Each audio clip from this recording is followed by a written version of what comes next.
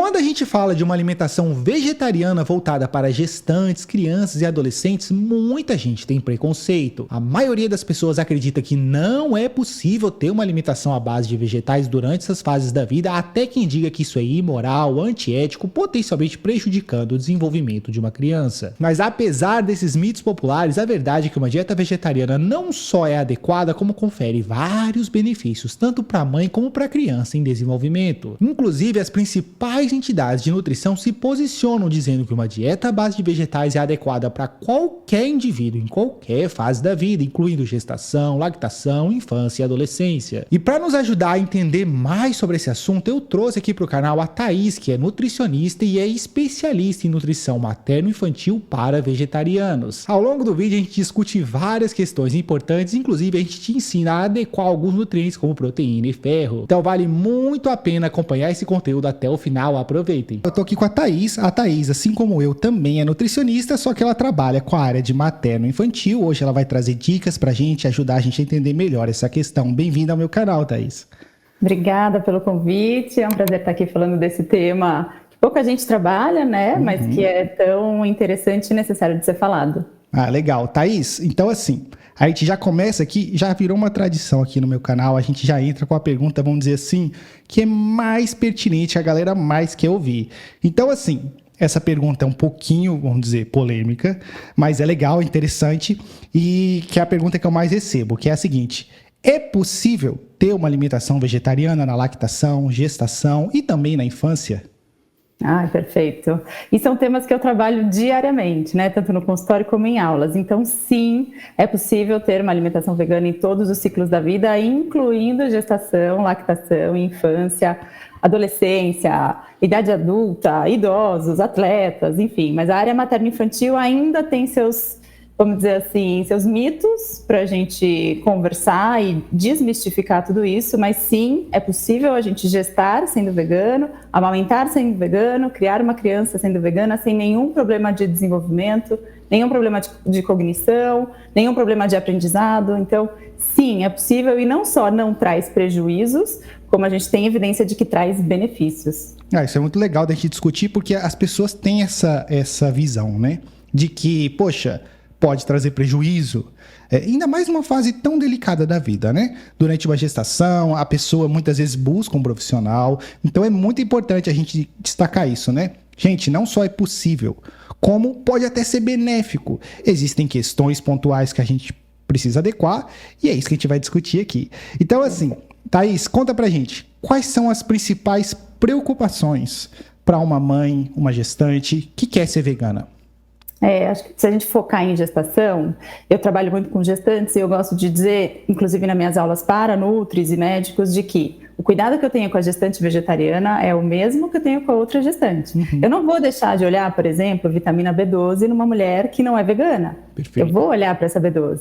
Mas são pontos de atenção que realmente a gente não pode deixar de falar e de orientar da forma adequada, seja via suplementação, seja a melhora da alimentação. Então, eu vou elencar alguns nutrientes importantes para a gente falar de uma maneira geral. Vitamina B12, como eu já falei, ômega 3, que é super importante a gente olhar na gestação, lactação inclusive, cálcio, ferro, zinco, ácido fólico, que são nutrientes que eu não deixo de olhar para ninguém, tá? Mas se eu for levantar alguns pontos de atenção, seriam esses basicamente. Tá, ótimo.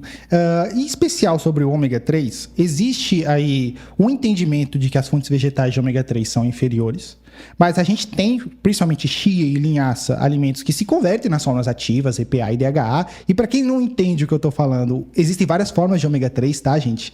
E a gente tem essas formas ativas que têm função. Então, nas fontes vegetais, a gente tem o ALA, o ácido alfa-linoleico, que precisa se converter nas formas ativas. E aí, existe um entendimento, Thaís, de que na gestante em especial, é importante suplementar o ômega 3. No caso de uma gestante vegana, suplementar o óleo de alga marinha, que é a base de tudo, né? São essas algas que sintetizam o tal de EPA e DHA. Conta pra gente, Thaís, realmente é importante fazer essa suplementação ou alimentos como chia e linhaça já suprem? Na gestação, a gente precisa ter certeza de que as gestantes estão recebendo a dose que a maioria dos estudos científicos coloca como um protocolo de suplementação. Então, se eu precisar suplementar uma gestante com ômega 3 ou não suplementar, eu preciso garantir via dieta que ela recebe pelo menos 200 miligramas de DHA. Isso a gente não consegue garantir, nem no consumo de peixes e também a gente não consegue garantir isso no consumo de alimentos de origem vegetal também. Os alimentos de origem vegetal, como que você bem pontuou, eles são fontes de no ômega 3 na forma inativa e eles passam por uma conversão que se tornam de forma ativa, que é o que vai fazer efeito no sistema cognitivo, no desenvolvimento cerebral, na visão, isso falando de bebezinho dentro do útero também. Então, sim, existem protocolos específicos de suplementação para gestante de ômega 3. E aí é uma reflexão que eu trago nas minhas aulas também, de que não precisamos suplementar ômega 3 vindo de peixe.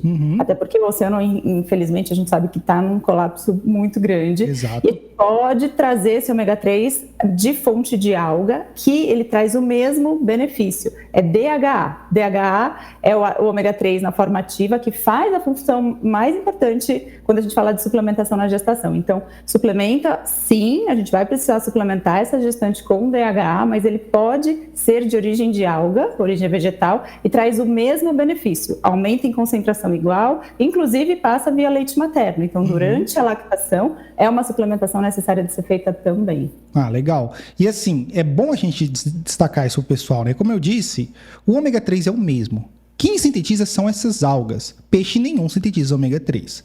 Então, achar que você vai ter um resultado superior, melhor, é um tanto fútil pensar assim, porque é o mesmo composto. E a necessidade não é muito alta, né? Você falou, Thaís, algo na faixa de 200 miligramas, que é o equivalente a uma cápsula desses suplementos de alga marinha, que a gente já tem bastante difundidos aqui no Brasil. Exato. E aí você falou ainda, e o peixe a gente não garante. Explicando isso pro pessoal, é porque nem todo peixe contém ômega 3. São peixes ricos em gordura que vão conter esse ômega 3, depende de como esse peixe foi criado, depende se esse peixe recebeu ômega 3 na alimentação, então percebe que é uma fonte indireta, você está consumindo o suplemento do mesmo jeito? A maioria dos peixes que a gente compra no mercado são peixes criados em cativeiro, que são alimentados com ração, à base de milho e soja, e a gente vai lá e suplementa ômega 3 para esses animais, então você está consumindo o mesmo composto de forma indireta. E a gente tem um baita problema ambiental, né? A gente está acabando com os ecossistemas marinhos com essa indústria da pesca, e há uma intenção de tal indústria de incentivar o consumo, principalmente do óleo de peixe, que é o suplemento mais vendido no mundo. Então, muito bom, Thaís, ver alguém aqui explicar para as pessoas que, olha, gestante, lactante, vocês precisam de ômega 3. Mas vocês podem e devem suplementar a alga marinha, pensando em todo o contexto de sustentabilidade e até mesmo de saúde, porque o ômega 3 proveniente de peixes pode ser contaminado com metais pesados, principalmente mercúrio, que não é o caso do óleo de alga marinha.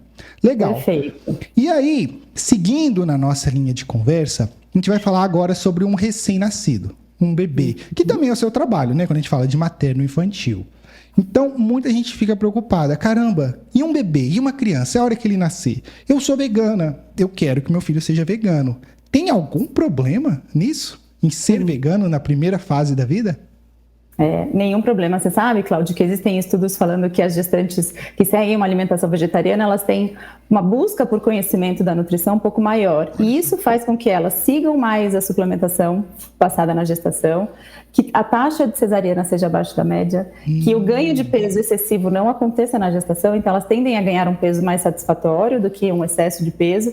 E os bebês não necessariamente vão nascer menores ou com algum problema específico. Isso tem a ver com disponibilidade dos nutrientes da mãe para o bebê. Então, sim, um bebê nasce de forma saudável, sendo a gestante vegetariana ou não, mas isso tudo precisa ter um acompanhamento nutricional super adequado na gestação para a gente garantir isso, independente se ela vai comer alimentos de origem animal ou não. E aí o bebezinho nasceu, pontos de atenção. Se esse bebê vai conseguir ser amamentado, se existe uma rede de apoio para essa mulher amamentar, porque a gente está em agosto, né? Em agosto, na nutrição, a gente fala que é o agosto dourado, que o dourado vem do ouro, né? Que é o alimento padrão ouro da alimentação infantil, que é o aleitamento materno.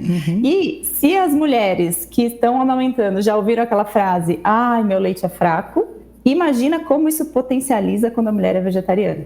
Porque só por você ser vegetariano já vem, né, aquela questão do apontamento do... Você está comendo proteína suficiente? Eu acho que a sua barriga não está tão grande assim. Você tem aí certeza que o bebê está desenvolvendo bem? São frases que eu já ouvi de mulheres reais no meu consultório e que a amamentação não tem nada a ver com relação a você ser vegetariano ou não. Isso tem a ver com o seu padrão ouro da nutrição infantil e que a gente vai defender, independente se essa mulher é vegana ou não. Se ela for vegana, aí melhor ainda, porque a gente consegue garantir que esse leite materno tenha todos os nutrientes, como ele vai ter sempre, e a gente vai precisar olhar também para a suplementação dessa mulher, né? Então, a B12 que eu falei é uma vitamina que a gente suplementa sim na gestação, exclusivamente para quem é vegana e vegetariana, mas normalmente tem necessidade também para quem consome alimentos de origem animal. E na amamentação, uma das únicas vitaminas que depende do teor sanguíneo da mãe, que vai passar pelo leite materno, é a vitamina B12. O que eu quero dizer com isso? Se a mulher não tem níveis séricos satisfatórios de B12, tem uma B12 baixa, ela não consegue passar B12 satisfatória via leite materno. O que não acontece, por exemplo, com ferro.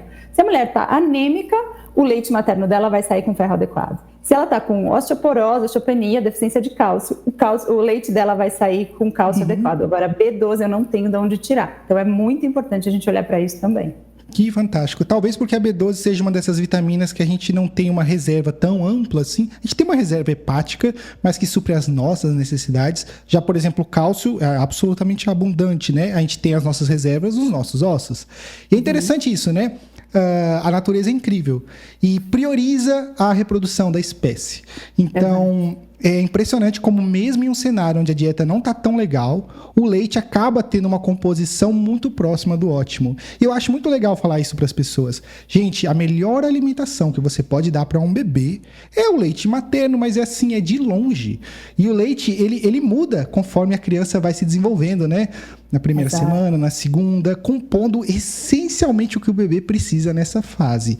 O leite materno, ele é espécie específico, então ele é exatamente o que o bebê precisa naquele momento. Então o bebezinho pegou uma virose, por exemplo, a quantidade de anticorpos do leite materno dessa mulher aumenta para garantir que o bebê também consiga aumentar seus anticorpos para virar essa virose, né? Para ganhar dessa virose, por exemplo.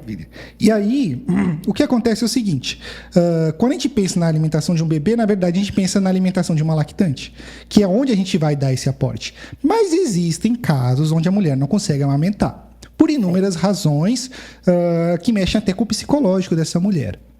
E se acontecer isso? E se essa mulher não conseguir amamentar? Dá para manter esse bebê vegano? Por exemplo, com essas fórmulas à base de soja, isso funciona, Thaís? As fórmulas infantis, elas têm protocolos bem específicos, né, de legislação, principalmente, para serem divulgadas e vendidas. Na incompatibilidade ou na ausência desse aleitamento materno, é a única alternativa que a gente tem para alimentar um bebê. E aí temos dois tipos de fórmula, basicamente. As fórmulas à base de leite, né, de proteína do soro do leite, que são aquelas que a gente conhece e que bate o olho na farmácia e vê um monte. E tem as fórmulas à base de soja e à base de arroz. Nos Estados Unidos e em outros países, a fórmula de soja ela pode ser liberada desde o nascimento até mais ou menos 2, 3 anos, é a indicação da lata. Aqui no Brasil, a partir dos 6 meses, a fórmula de soja. Mas a fórmula à base de arroz, ela é desde o nascimento disponível e liberada para uso. Tá? Alguns pontos de atenção para a gente falar sobre fórmula infantil. A grande maioria das crianças que estão em uso de fórmula infantil, se tivessem passado por profissionais adequados e de orientação, e se essas famílias tivessem apoio, não necessitariam, tá? Esse é um ponto. Não é para colocar culpa atrás de ninguém que não está conseguindo amamentar, mas é um ponto de atenção para a sociedade e a gente, como profissional de saúde, atuar nesse momento, tá?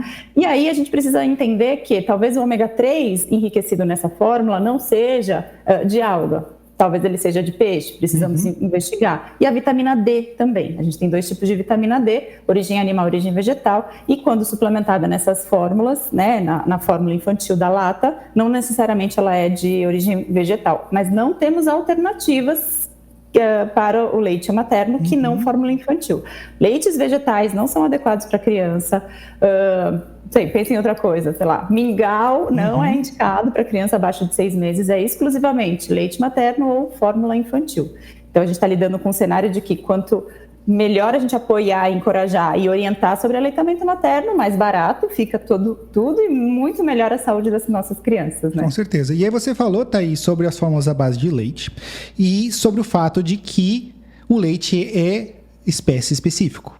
Então, assim, esse entendimento de que a gente vai dar uma fórmula à base de leite de vaca para uma criança pode ser muito deletério, visto a presença de hormônios que a gente não quer ali, GH e GF1, que podem mexer com todo o desenvolvimento dessa criança. Claro, num cenário onde a melhor alternativa é essa fórmula, tudo bem, mas a gente tem as fórmulas vegetais, a fórmula à base de arroz, a fórmula à base de soja. E eu tenho uma visão que talvez isso seja mais interessante. Afinal, a gente está suplementando de qualquer forma. Você tem algum ponto para contribuir sobre isso? Você acha que essas fórmulas à base de leite não são legais ou está tudo bem? A gente tem muito estudo falando sobre alergia alimentar, né? E tem alguns pontos interessantes quando a gente apresenta a fórmula à base de leite de vaca para uma criança até seu 5º dia de vida, ou seja, quando está ainda lá na maternidade, o que não é incomum, Cláudio, porque veja, muitas mães e famílias, né? Eu queria descansar um pouquinho assim que o bebê nasceu, o bebê vai para o berçário, que hoje em dia eu acho que nem vai mais, mas na época que minhas filhas nasceram, elas iam pro berçário, e eu não, elas vão ficar aqui comigo. Porque no berçário o bebê chorou, se não é hora da mamada, que eu acho isso absurdamente errado, eles não levam para a mãe amamentar, eles dão a fórmula infantil. E crianças até o 5º dia de vida, apresentadas por fórmulas, né, ou que tiveram contato com fórmula à base de leite de vaca, elas têm um risco aumentado para desenvolver alergia alimentar no futuro. Então, é um ponto bem delicado realmente da gente defender a amamentação e apoiar a amamentação. E aí eu falo amamentação de uma forma geral, independente se a mulher come ou não carne. A amamentação é amamentação, tá? Mas veja, a fórmula infantil, ela é um produto liberado pela Anvisa e com umas normas de regulação muito, muito fortes, né? Então, para o corpo do bebê, não tem tanta diferença nutricionalmente falando, mas que existe risco aumentado quando tem uma apresentação precoce dessa fórmula, existe para risco de alergia alimentar, sim. Então, eu acho que o aleitamento materno ganha em todos os sentidos, né? E talvez preferir as fórmulas vegetais reduza essa questão da alergia, apesar da soja ser um forte alergênico, talvez por isso a orientação de usar essa fórmula só depois dos 6 meses. E aí, caminhando nessa nossa linha, a gente está chegando agora numa criança que atingiu 6 meses. Vai começar a sua introdução alimentar. E, de novo, a gente está pensando numa criança de uma mãe que é vegetariana, vegana, e que quer fazer tal introdução. Thaís, você tem alguma dica para essa mãe que está nos assistindo aqui hoje, que está pensando nisso e que, enfim, quer introduzir alimentos vegetais para essa criança e não quer introduzir os de origem animal? Tenho. A minha dica primeiro é calma. Confie no seu bebê. Eu acho que introdução alimentar é uma palavra muito forte, introdução, né? Acho que mais uma apresentação alimentar, mas do ponto de vista científico, realmente a gente fala em introdução alimentar. A gente vai apresentar os alimentos para esse bebê. E aí, um ponto importante é, se você conseguir colocar esse bebê com uma orientação individualizada, seria ideal, porque a partir dos 6 meses é protocolo para todos os bebês, veganinhos ou não, entrar com suplementação de ferro, mas a partir dos 6 meses a gente também entra com uma suplementação de vitamina B12 para os bebês acima de 6 meses. Então, não é qualquer dose, seria bem específico, então passar com uma orientação individualizada é essencial, mas variar os grupos alimentares é muito importante e entender que seu bebê tem que ter sinais de prontidão para começar a comer, então sentar com o mínimo de apoio, controle total de cervical, sinal de protusão de língua diminuído, ele ter interesse em levar os objetos à boca e não precisa ter o pedacinho de carninha para estimular a mastigação. A gente pode fazer isso com os alimentos vegetais que inclusive têm fibra, são crocantes e são muito bons. Mas aí tem risco de engasgo, e aí os pais ficam num dilema só, porque são muitas informações que a gente vê por aí na internet sobre introdução alimentar. Então, tirando carne do cardápio dessa criança, né? Leite a gente não apresenta para os bebês menores de 1 ano, e ovos, para quem não consome, né, os veganinhos não precisa apresentar também. Eu vou falar sobre alimentos alergênicos já. Mas, se a gente divide o prato de uma criança em 4 grupos, vamos pensar arroz, feijão, brócolis e carne, tá? Para o veganinho, a gente divide em 3. Fica o arroz, feijão e o brócolis. E a gente capricha na oferta do ômega 3, regando esse pratinho com óleo de linhaça, que a gente tinha falado lá no começo. Não precisa suplementar esse bebê com ômega 3, porque ou essa mulher está amamentando e suplementando ômega 3 por ela, ou esse bebê está usando fórmula infantil que já é suplementado com ômega 3. Mas a suplementação não minimiza a importância da gente colocar via dieta essa fonte de ômega 3 de óleo de linhaça. Então, regar o pratinho do bebê com óleo de linhaça, a gente está falando, Cláudio, de uma colherzinha de chá, bem pouquinho, tá? E colocar uma frutinha rica em vitamina C como sobremesa. A vitamina C melhora em até 4 vezes a absorção do ferro vegetal. Então, são estratégias nutricionais importantes de todo mundo fazer, na verdade, mas principalmente os veganinhos, né? Ah, que legal. Então, assim, para resumir para o pessoal aqui um entendimento mais geral, a gente precisa pensar no ômega 3. Isso foi repetido constantemente, é importante para essa gestante, para essa lactante, para essa criança. Mas a introdução alimentar é uma troca. No momento onde a mulher presume-se ainda está amamentando, a gente vai introduzindo alimentos. Isso não é para suprir a necessidade calórica nutricional desse bebê. Isso é para ele aprender a mastigar, aprender a digerir, construir uma microbiota intestinal, que é algo que a gente está contemplando mais agora. Então, fascinante essas suas dicas, Thaís. Eu acho que o pessoal vai gostar muito. E a ideia de que, poxa, a gente precisa suplementar ferro, B12, para qualquer um, não só ser vegano. E que não é assim, nossa, é inferior, o meu bebê vai sofrer com deficiências. Não. E talvez você esteja expondo esse bebê a menos toxinas, que a gente sabe que pode ter influência aí no desenvolvimento dessa criança. E pensa comigo, se eu posso, vou te cortar só um pouquinho. O bebê nasce com 3 quilos. Até o final do primeiro ano de vida dele, ele tem em média 9 quilos. Ele triplica o peso de nascimento. E ele dobra, numa média, tá? A sua estatura. Então, olha a velocidade de crescimento de uma criança, tanto de peso como de estatura. Não tem como o ferro vindo só da alimentação garantir. Então, a suplementação não porque o ferro do feijão é menos biodisponível. Não, porque quem come carne também não consegue atingir a necessidade de ferro adequada. E se a gente for fazer exame de sangue numa criança de 1 ano que come carne, que não suplementou ferro, os estoques de ferro dela vão estar bem baixos porque a demanda é muito alta. Então, cuidado com esses pensamentos preconceituosos, né, que a gente ouve por aí. Não é uma dieta inferior, uma dieta super compatível, inclusive, com esse estilo de vida, com esse ciclo de vida do ser humano, principalmente na infância. Legal. E aí, a gente tem um certo entendimento também de pessoas que são mais naturalistas, que vão falar, nossa, suplementos, que isso que vocês estão falando, gente? A gente está falando de nutrição ótima, do cenário ideal. É verdade que na natureza a gente não ia ter acesso a um suplemento de ferro. É verdade, mas nós, nutricionistas, estamos pensando nessa criança se desenvolver no melhor possível, né? E aí a gente cria cenários, vamos dizer assim, um pouco artificiais, onde a gente está usando estratégias que são realistas, que são factíveis, para essa criança se desenvolver. Não é porque ela é vegana, não é porque ela é vegetariana, é porque a gente pode fazer isso, a gente tem a tecnologia, a gente tem acesso a isso, a gente tem conhecimento para aplicar tais estratégias numa fase tão importante da vida. E aí, a gente também tem, Thaís, questões éticas e morais para falar, né? A gente fala muito sobre, eu quero ser vegetariano. Uma escolha minha, uma escolha particular, tudo bem. Mas aí eu faço essa escolha para minha criança, que ainda não tem discernimento, e aí muita gente tem preconceito. Mas a gente já esclareceu de forma bem concisa que não há prejuízo e a gente pode estar até beneficiando a saúde dessa criança. Será que não é antiético mesmo prejudicar potencialmente a saúde de uma criança, por exemplo, oferecendo leite de vaca? A gente sabe que isso pode ser deletério? Um ponto bem importante que você me trouxe é que contexto essa criança nasceu, né? Eu atendo diversas famílias, que ambos os cuidadores são veganos, um deles é vegano e o outro não. Nenhum é e querem que a criança seja. Então, primeira coisa vamos conversar para entender o que vocês vão propor para a criança de vocês. Sabendo das informações de que a melhor alimentação é uma alimentação equilibrada e que traga benefícios mais do que prejuízo, certo? A gente está sabendo que a alimentação ocidental tem uma quantidade proteica absurda, uma quantidade de sódio absurda e não é sustentável do ponto de vista de saúde quando a criança fica adolescente ou até um pouco antes disso, tá? Eu tô pegando muita criança com obesidade por conta de dieta onívora alterada. Quando a gente fala que uma dieta vegetariana pode trazer os benefícios, os pais precisam entender desses benefícios e ver se eles vão conseguir aplicar isso na dieta deles. Tenho famílias que fazem uma alimentação vegana em casa e quando sai, abrem exceções para a criança, porque a criança é curiosa. Então, a criança vai querer experimentar.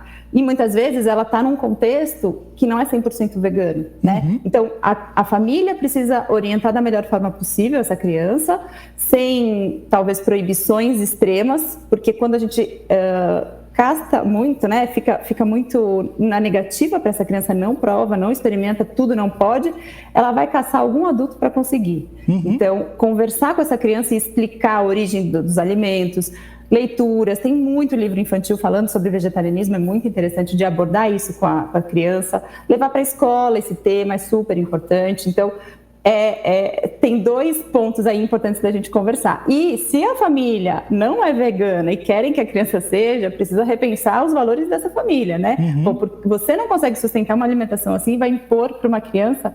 Então, vamos tentar conversar de uma maneira um pouco mais equilibrada nesse sentido. Mas que é possível, sim, é possível, que traz benefícios, sim, e dificilmente eu pego uma criança obesa vegana no meu consultório. Isso é um ponto muito legal e vamos entrar um pouquinho nisso. Obesidade, sobrepeso e obesidade são os 2 principais problemas de saúde hoje na nossa população, inclusive aqui no Brasil, mais de 50% da população sofre com sobrepeso e obesidade. E isso está acontecendo com as nossas crianças. E a gente sabe de forma categórica que dietas à base de vegetais previnem a obesidade. Vegetarianos apresentam menor IMC, apresentam um menor percentual de gordura corporal. Então não seria interessante, Thaís, para essa criança seguir uma dieta à base de vegetais justamente para prevenir essa comorbidade? Exato, é uma estratégia interessantíssima e não só uma estratégia, como uma mudança de hábito. Quando a gente fala mudança de hábito, se a gente for muito enfático, a família não sustenta. Então, o que eu faço, né? Uma prática minha, eu começo colocando nessa família a segunda sem carne.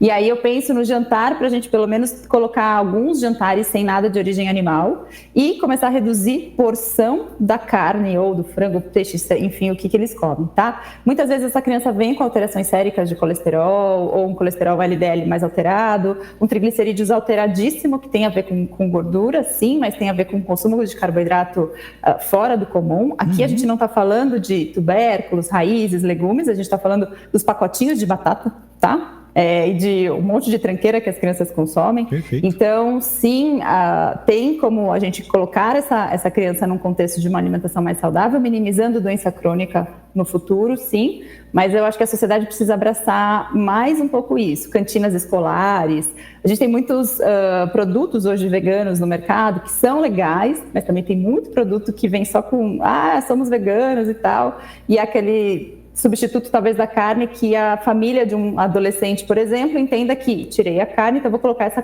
carne industrializada à base de planta que vai substituir. Então, entender que não tem problema se você quiser consumir esse tipo de alimento, mas não é rotina, é exceção. Né? E ensinar como é que come, acho que esse é o básico. Certo. E aí, Thaís, para a gente fechar um pouquinho essa conversa, pensando agora na criança, no adolescente, você falou ensinar como que come. E além disso, tem algum suplemento também que é importante para essa criança, para esse adolescente que quer ser vegetariano, vegano?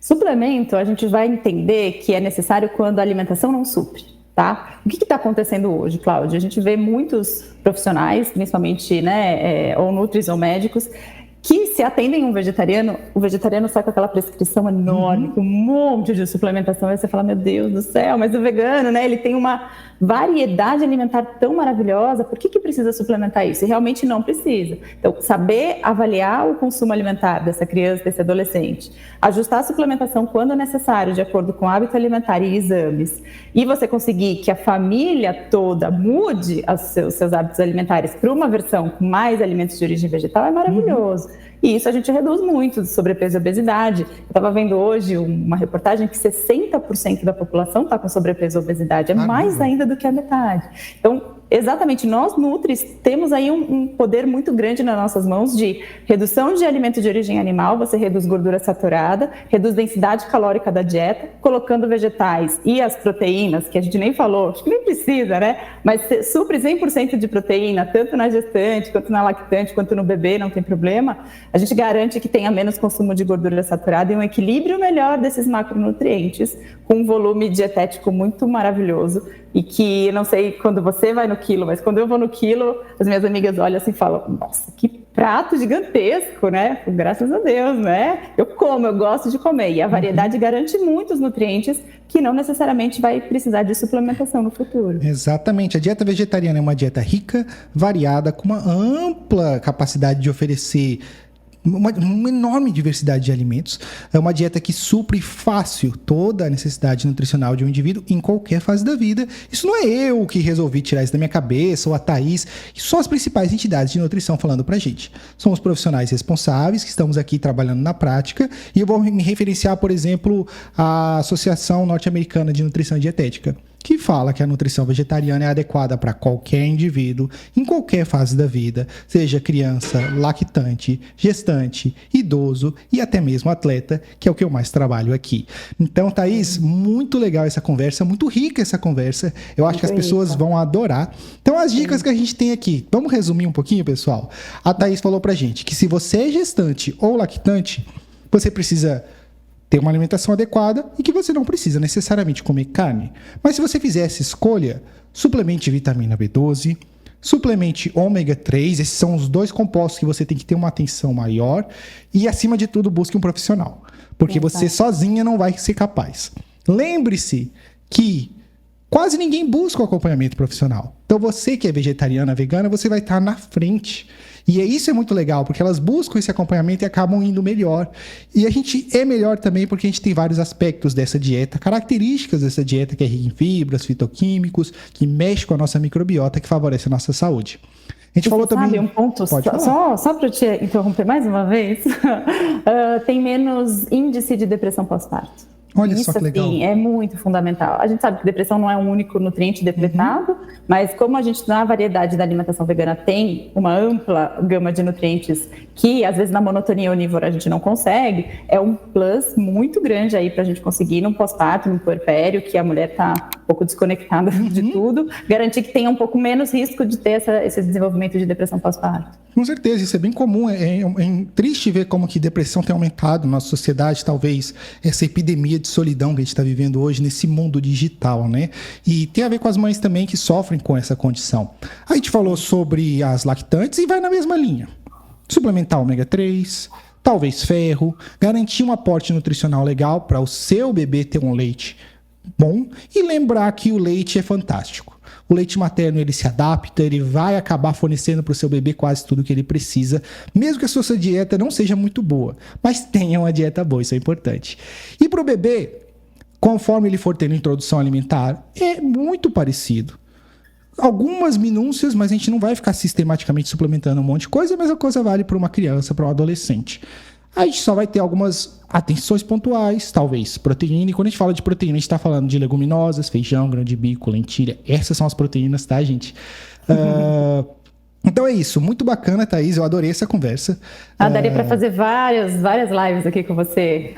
Com certeza. E a gente pode fazer de novo. Você é bem-vindo aqui no meu canal sempre que você quiser, tiver ideias de conteúdo, sugestões. Pessoal, quem quiser conhecer mais da Thaís, o link está aqui na descrição do vídeo, onde vocês podem acessar o perfil dela e marcar uma consulta. Eu não sou especialista em nutrição materna e infantil, então eu trouxe aqui uma nutricionista especialista para vocês, que pela fala dela eu acho que dá para confiar com tranquilidade. Thaís, foi um grande prazer. Igualmente, Cláudio, muito obrigada, viu? Tchau, tchau. Então é isso, pessoal. Obrigado para quem assistiu até aqui. Não se esqueçam de se inscrever no meu canal e até a próxima. É isso, fechou.